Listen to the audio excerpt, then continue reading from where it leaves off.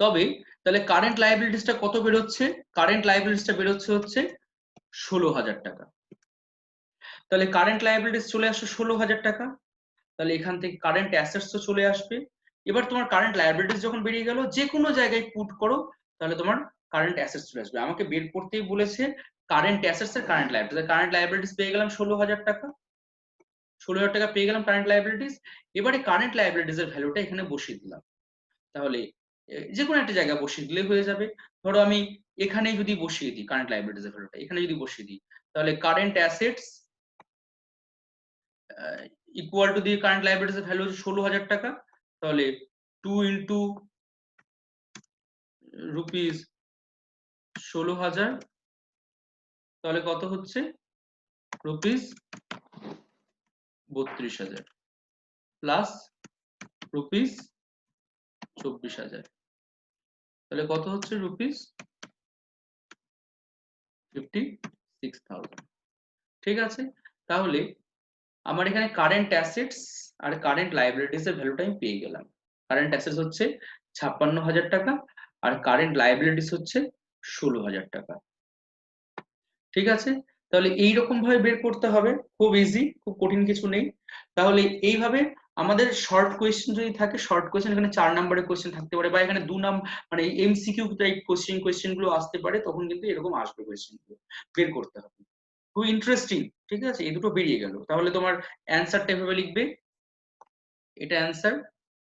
এখানে দেখবে তাহলে দেয়ারফর, তাহলে অ্যান্সার লিখবে কারেন্ট অ্যাসেটস এত আর কারেন্ট লায়াবিলিটিস হচ্ছে, অ্যান্সার বেরিয়ে গেল। ঠিক আছে, কারেন্ট অ্যাসেটস এত কারেন্ট লায়াবিলিটিস এত, কারেন্ট অ্যাসেটস কারেন্ট লায়াবিলিটি। ঠিক আছে, বেরিয়ে গেল, ব্যাস এটা অ্যান্সার। তাহলে এইটা হয়ে গেল, এই অঙ্কটা করালাম। আচ্ছা, নেক্সট এবারে এইরকম ধরনের শর্ট শর্ট অঙ্কগুলো দেখবো আমি করছি। যেমন ধরো আমি এই 3 নম্বর অঙ্কটা করাবো। এখানে বলেছে যে calculate the amount of opening debtors and closing debtors from the following figure. তাহলে ওপেনিং ডেটর্স আর ক্লোজিং ডেটর্স দেখো, মানে সূত্র ইউজ করলে তো অ্যান্সার বেরিয়ে যাবে, সেটা সবাই জানে। কিন্তু যেগুলো শর্ট শর্ট এইরকম ধরনের কোয়েশ্চেন গুলো, এগুলো কিন্তু একটু ডিফারেন্ট, এগুলো অন্যরকম। ঠিক আছে, এগুলো একটু প্র্যাকটিস করো। যেমন ওপেনিং ডেটর্স আর ক্লোজিং ডেটর্স বের করতে বলেছে, ভালো করে বোঝো। তাহলে ওপেনিং ডেটর্স আর ক্লোজিং ডেটর্স কিভাবে বের করব, দেখো ভালো করে জিনিসটা দেখো। সবার আগে আমাকে ডেটার্স টার্নওভার রেশিওটা, আমাকে কি বলে ডেটার্স আগে মেন পয়েন্টটা কি বলেছে, আমি কি কি পয়েন্ট, ডেটার্স টার্নওভার রেশিও বলেছে এত, 4 টাইমস বলেছে। তাহলে ডেটার্স টার্নওভার রেশিও হচ্ছে 4 টাইমস। তাহলে 4 টাইমস যদি ডেটার্স টার্নওভার রেশিও থাকে, তাহলে ডেটার্স টার্নওভার রেশিও এখানে কত আছে? 4 টাইমস, 4 টাইমস। ঠিক আছে, আচ্ছা এবারে দেখো বলেছে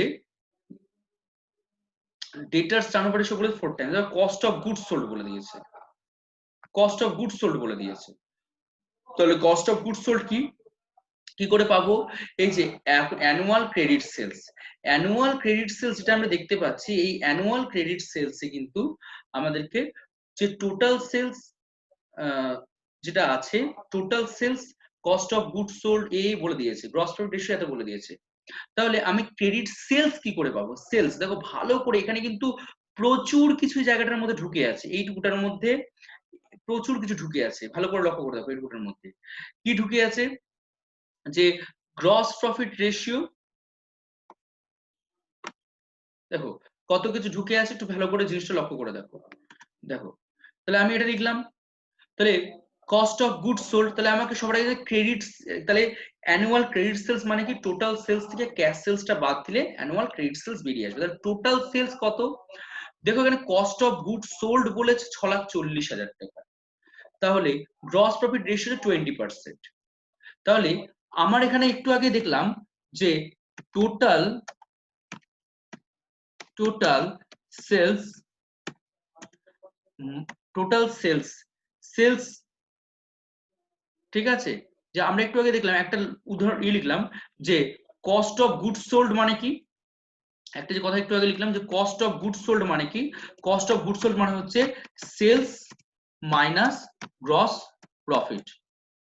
ঠিক আছে, তাহলে এখানে সেলস মাইনাস গ্রস প্রফিট, তাহলে কস্ট অফ গুডস সোল্ড এখানে কত বলেছে, কস্ট অফ গুডস সোল্ড দেখো বলেছে, কস্ট অফ গুডস সোল্ড কত বলে দেখো 6,40,000 টাকা বলেছে।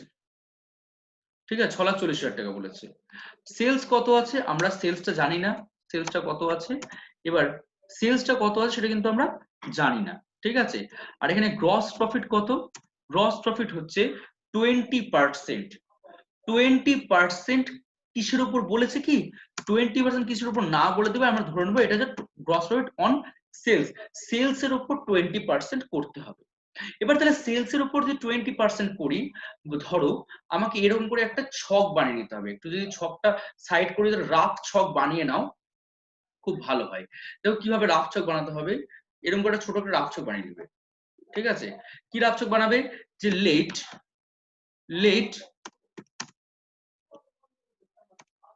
ঠিক আছে, লেট সেলস, সরি হ্যাঁ, সেলস ইকুয়াল টু 100। ঠিক আছে, যদি গ্রস প্রফিট যদি সেলস এর উপর যদি বলে তাহলে ধরি অন সেলস, তাহলে যেটাকে যার উপর অন বলবে অন তাকে 100 ধরতে হবে। এবার যদি 20%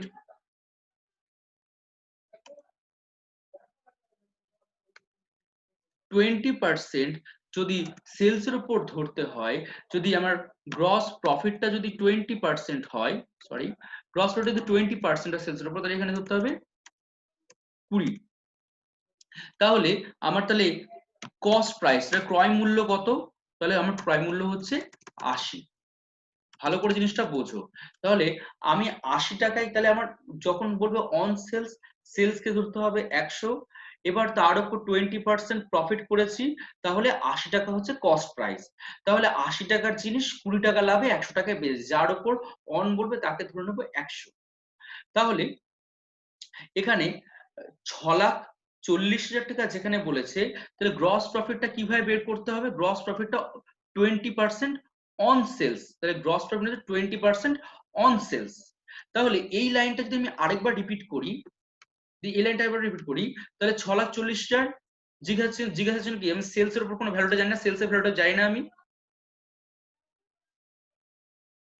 ঠিক আছে, তাহলে অন সেলস, ঠিক আছে 20% অন সেলস, তাহলে এখানে কত টাকা দেওয়া আছে, 6,40,000 টাকা দেওয়া আছে।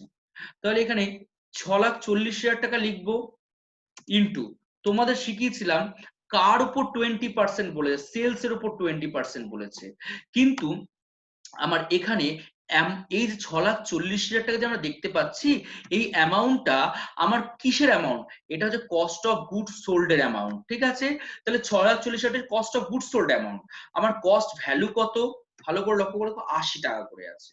তাহলে গ্রস প্রফিট যদি বের করতে, আমি কি বের করতে চাইছি, গ্রস প্রফিট বের করতে চাইছি, তাহলে ওপরে লিখতে হবে 80, সরি 20, নিচে লিখতে হবে 80। কেন, এই যে 6,40,000 টাকা আছে এটা কিন্তু কস্ট ভ্যালুতে আছে, কস্ট ভ্যালু, আমাদের এখানে কস্ট ভ্যালু কত 80, ভালো করে লক্ষ্য করে দেখো, আরেকবার বলছি, আমি এখানে সেলস, আমার এখানে অন সেলস 20% অন সেলস আছে, তাহলে 20% যদি অন সেলস থাকে, তাহলে ভালো করে লক্ষ্য করে দেখো আমার এখানে কস্ট অফ গুড সোল্ড এর অ্যামাউন্টটা দিয়ে দিচ্ছে 6,40,000 টাকা, আমার এখানে কস্ট কত, এখানে 80, আমি কি বের করতে চাইছি, আমি এখানে 20 অর্থাৎ প্রফিটটা বের করতে চাইছি, আমার এখানে 6,40,000 দিয়ে দিয়েছে, এটা কস্ট প্রাইস।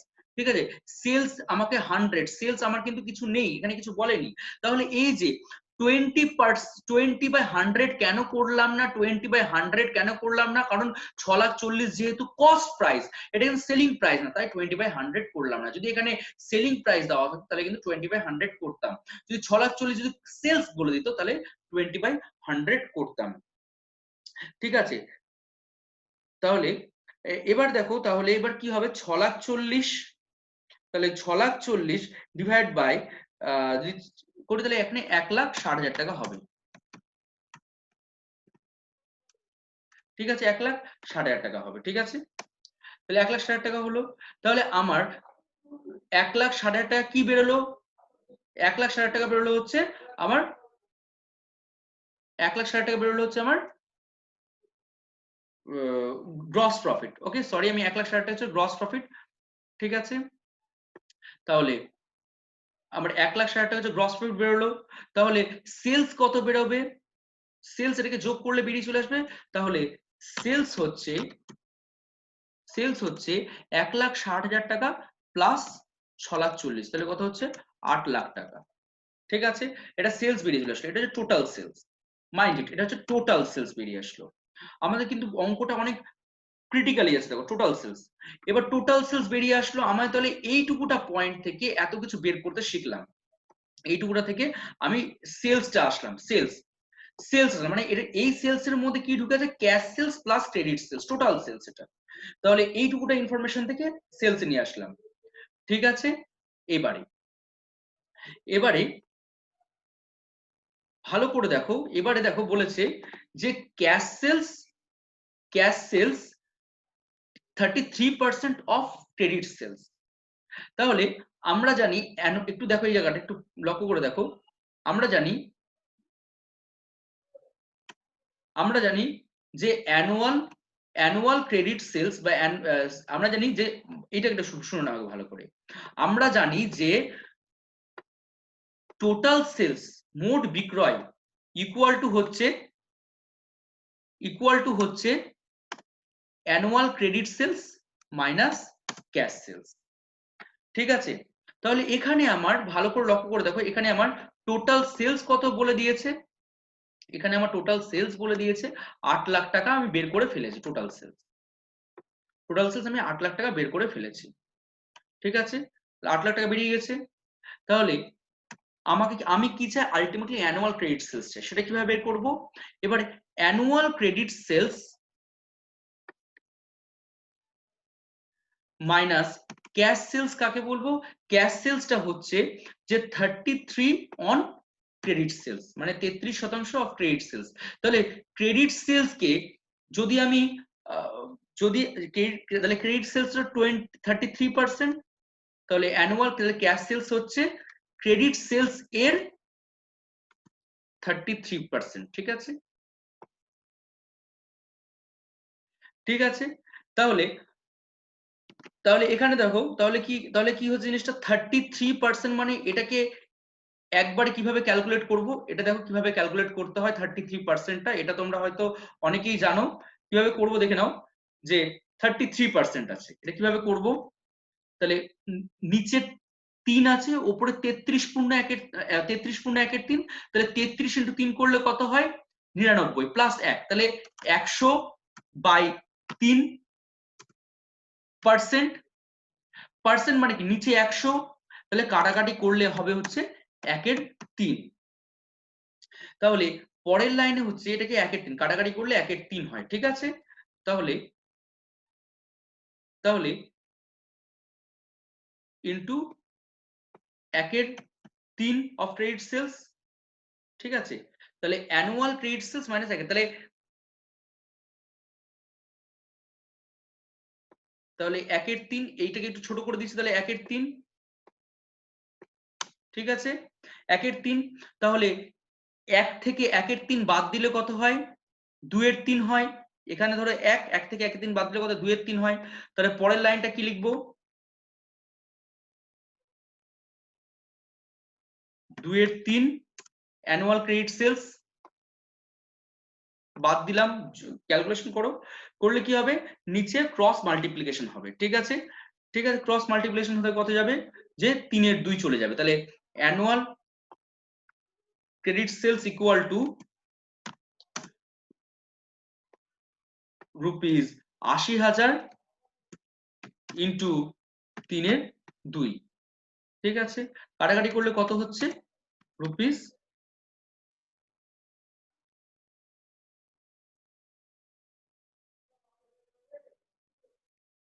একটু গন্ডগোল হলো মনে হচ্ছে।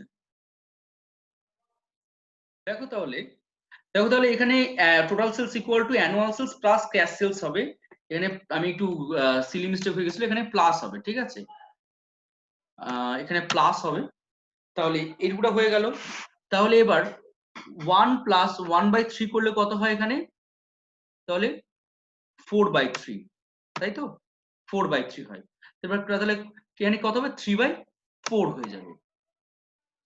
তাহলে এখানে কত হচ্ছে, তাহলে কাটাকাটি করলে কত হচ্ছে 6 লাখ।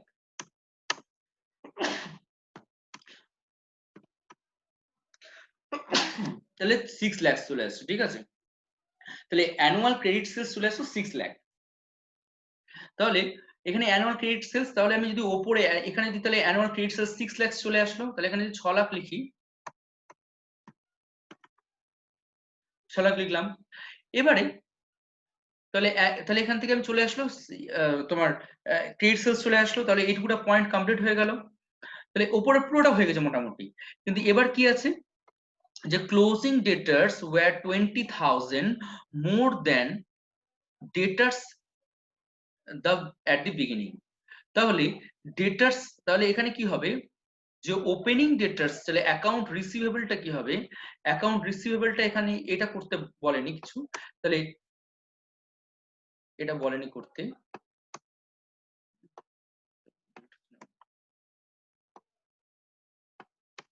তাহলে এবার অ্যাকাউন্ট রিসিভেবল কিভাবে করতে হবে, যে এটা এই লাইনটা বলে দিয়েছে যে অ্যাভারেজ অ্যাকাউন্টিং রিসিভেবল, এটা বলে দিয়েছে যে ক্লোজিং ডেটার্স ওয়্যার 20,000 টাকা মোর দেন দ্য বিগিনিং। তাহলে অ্যাভারেজ অ্যাকাউন্টিং রিসিভেবলটা কি হয়, opening debtors plus closing debtors divide by 2। তাহলে ওপেনিং ডেটার্স কত আছে, দেখো এখানে বলেছে যে opening debtors plus closing debtors divide by 2। তাহলে ওপেনিং ডেটার্স, এখানে বলছে closing debtors were 20,000 more than the debtors of the beginning. তাহলে এখানে ক্লোজিং ডেটার্স কত হবে, 20,000 টাকা ওপেনিং ডেটার্স এর থেকে বেশি। তাহলে কিভাবে করব, তাহলে ওপেনিং ডেটার্স মানে ক্লোজিং ডেটার্স ওয়্যার 20,000, ঠিক আছে, মোর than the debtors of the beginning, তাহলে বিগিনিং এর থেকে হবে। তাহলে এরকম করা যায়, ওপেনিং ডেটার্স ক্লোজিং ডেটার্স মানে কি, opening debtors plus 20,000, opening debtors plus 20,000, তাই তো। ক্লোজিং ডেটার্স ওয়্যার, ক্লোজিং ডেটার্স হলো 20,000 টাকা ওপেনিং ডেটার্স এর থেকে বেশি, তাই করলাম, হয়ে গেল, ঠিক আছে। তাহলে এবার ক্যালকুলেট করলে কত আসছে 2, ঠিক আছে, 2 opening debtors plus 20,000 divide by 2, 2 opening debtors divide by 2, ঠিক আছে। এবার আমি কাটাকাটি করে নিচ্ছি, তাহলে 2 কমন নিয়ে নিচ্ছি, তাহলে 2 যদি কমন নিয়ে নিই তাহলে পড়ে থাকছে কত,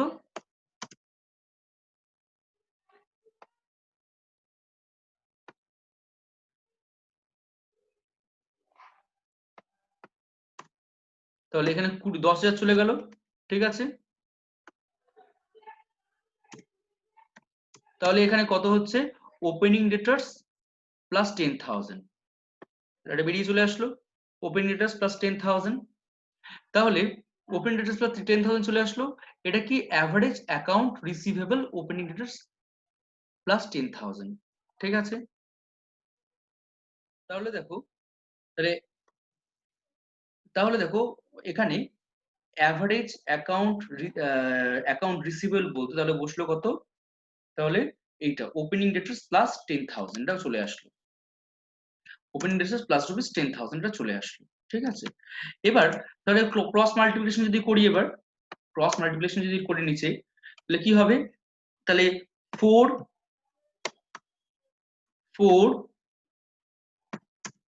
into opening debtors plus 10,000 equal to rupees 6 lakh,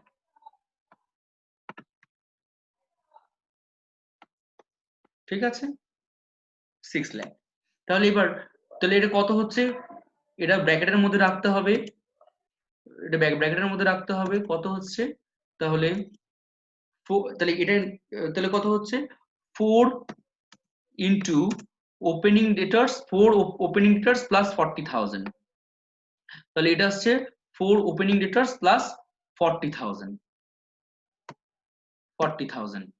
ঠিক আছে, ইকুয়াল টু রুপিস 6 লাখ।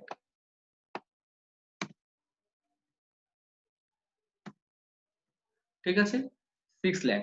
তাহলে এবার কত হচ্ছে তাহলে ওপেনিং ডেটার্স মানে হচ্ছে এবার তাহলে ওপেনিং ডেটার্স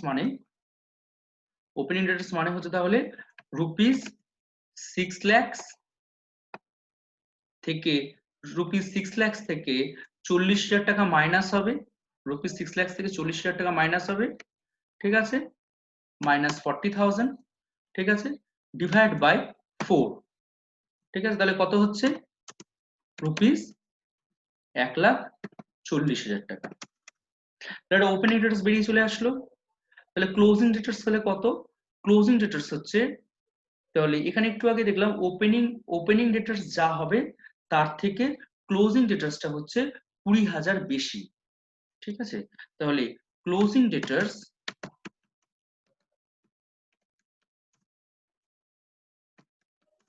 তাহলে কত হচ্ছে ক্লোজিং ডেটার্স? তাহলে ওপেনিং ডেটার্স যদি 1,40,000 টাকা তাহলে 1,40,000 টাকা হয় ওপেনিং ডেটার্স, তার থেকে 20,000 টাকা আরো বেশি হচ্ছে ক্লোজিং ডেটার্স। ঠিক আছে, তার মানেটা হচ্ছে রুপিস 1,60,000। ঠিক আছে, বোঝা গেল জায়গাটা? তাহলে এটা আমাদেরকে বের করতে বলেছে ওপেনিং ডেটার্স আর ক্লোজিং ডেটার্স, এই দুটো আমাকে বের করতে বলেছে। ঠিক আছে, তাহলে এখানে আমাকে এটা হচ্ছে অ্যান্সার বের করতে বলেছে। এবার দেখো আমায় কিন্তু এটাই বের করতে বলেছে, যে উপরে দেখো এটাই বের করতে, এটাই অ্যান্সার বের করতে বলেছে। ঠিক আছে, এবার দেখো মজার ব্যাপারটা, আমাকে ডেটার টার্নওভার রেশিও কত দিয়েছে? 4 টাইমস। ভালো করে লক্ষ্য করে দেখো। আর যদি এবার যদি আমি এখানে যদি সেটাই করি যে 4 টাইমস, দেখো 6 লাখ টাকা ডিভাইড বাই ডেটার্স টার্নওভার রেশিও, তাহলে ওপেনিং ডেটার্স আর ক্লোজিং ডেটার্স কত? তোমার ওপেনিং ডেটার্স আর ক্লোজিং ডেটার্স, ওপেনিং ডেটার্স হচ্ছে 1,40,000, ক্লোজিং ডেটার্স হচ্ছে 1,60,000 টাকা। তাহলে দুটোকে যোগ করলে অ্যাভারেজ করলে কত হয়? মানে এদের অ্যাভারেজ ইনভেন্টরি বা অ্যাভারেজ টার্নওভার অ্যাভারেজ স্টক কত হচ্ছে?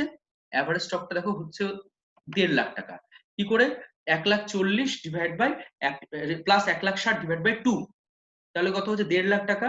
60,000 divide by 6 lakh divide by যদি 1.5 লাখ করি, তাহলে 4 টাইমস এখানে অ্যান্সার বেরিয়ে চলে আসছে। যখন তাহলে আমাকে সবার আগে তাহলে অঙ্কটা কি দেখলাম? আমাদের অঙ্কটা এই ইনফরমেশন দিয়েছিল, আমাকে এই অ্যান্সারটা বের করতে দিয়েছে, এই দুটো অ্যান্সার।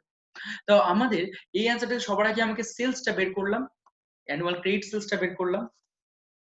ঠিক আছে, ক্রেডিট সেলস বের করলাম। সেলসটা কিভাবে বের করলাম? যে ওই ইনফরমেশন গুলো থেকে পর নিয়ে। ঠিক আছে, এবারে অ্যাভারেজ ইনভেন্টরিজ থেকে আমাকে টোটাল এই জিনিসটা বের করে নিয়ে চলে আসলাম। তাহলে টোটাল যে অঙ্কটা, সেই অঙ্কটা কিন্তু এভাবে করতে হবে, ভেঙে ভেঙে করতে হবে। যদি তোমরা একেবারে করতে গেলে সমস্যা হয়ে যাবে। কি ভাবে করলাম? এতগুলো পয়েন্ট, এই অঙ্কটা যে স্টেপটাই করলাম, এই স্টেপটা ভালো করে বোঝো। যদি না বুঝতে পারো তাহলে বলো, আবারও বোঝাচ্ছি কোনো জায়গায় অসুবিধা থাকলে। কিন্তু আমাদের জিনিসগুলো বুঝতে হবে। আমি আবারও বলছি অঙ্কটা। ঠিক আছে, আবারও বলছি অঙ্কটা দেখো, ভালো করে লক্ষ্য করে দেখো।